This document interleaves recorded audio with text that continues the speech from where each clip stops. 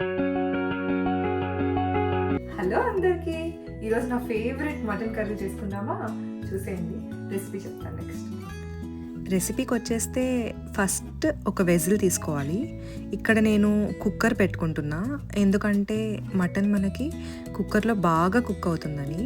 So తర్వాత అందులోకి మీకు కావాల్సినంత ఆయిల్ వేసుకొని కొంచెం అది హీట్ అయ్యాక కొంచెం జీలకర్ర, కట్ చేసుకున్న గ్రీన్ చిల్లీస్, కరివేపాకు వేసుకొని తర్వాత ఆనియన్స్ వేసుకోవాలి.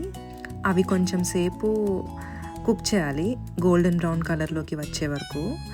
ఆ తర్వాత కొంచెం జింజర్ గార్లిక్ పేస్ట్ వేసుకోవాలి. అది కొంచెం సేపు కుక్ చేసుకోవాలి. ఆ రా స్మెల్ ఉంటుంది కదా, అది పోయే వరకు.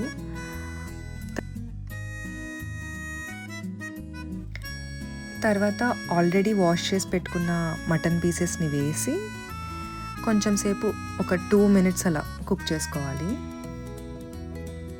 వీడియోలో కనిపిస్తున్నట్టు అలా తిప్పుతూ కుక్ చేసుకోవాలి కొంచెం.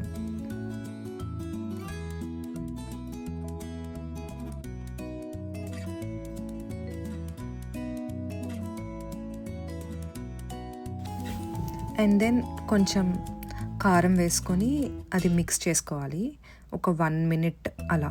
ఆ కారం స్మెల్ ఉంటుంది కదా, అది పోయే వరకు. తర్వాత ఒక 500 ml వాటర్ పోసుకొని కలుపుకోవాలి.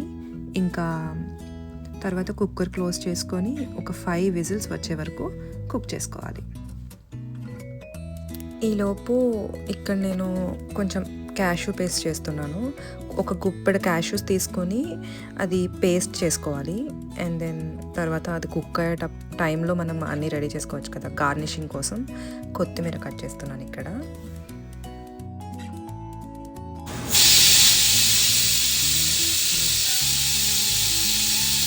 తర్వాత 5 whistles వచ్చేసాక ఇప్పుడు నేను ఇందులోకి కొంచెం ఒక స్పూన్ అండ్ హాఫ్, అంటే నేను అలా వేసుకుంటాను. మీకు కావాల్సినంత మీరు కొరియాండర్ పౌడర్, గరం మసాలా వేసుకొని కొంచెం సేపు బాగా మిక్స్ చేసుకొని పెట్టుకోవాలి.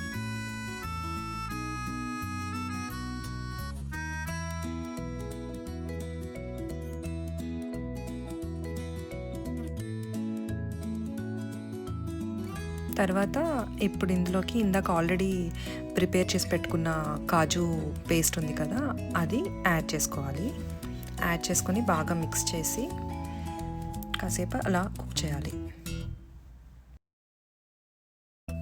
కొంచెం కోకోనట్ పౌడర్ ఒక 1 స్పూన్, 1.5 స్పూన్ అలా కోకోనట్ పౌడరు అండ్ కొంచెం మీకు కావాల్సినంత సాల్ట్ యాడ్ చేసుకొని మిక్స్ చేసుకోవాలి. తర్వాత కొత్తిమీరతో గార్నిష్ చేసుకొని తినేయాలి, అంతే. నేను కొంచెం కొత్తిమీర ఎక్కువే వేసుకున్నాను. మీకు కావాల్సినంత, మీకు తగినంత, మీకు నచ్చినంత మీరు యాడ్ చేసుకోవచ్చు, అంతే. ఇంకా యమ్మీ మటన్ కర్రీ రెడీ అయిపోతుంది.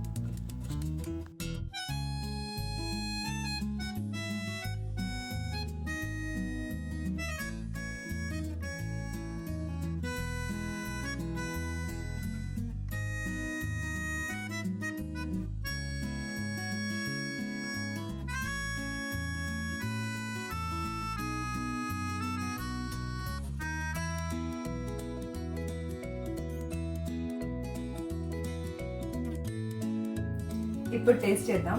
టేస్ట్ చేసి రివ్యూ ఇస్తాం.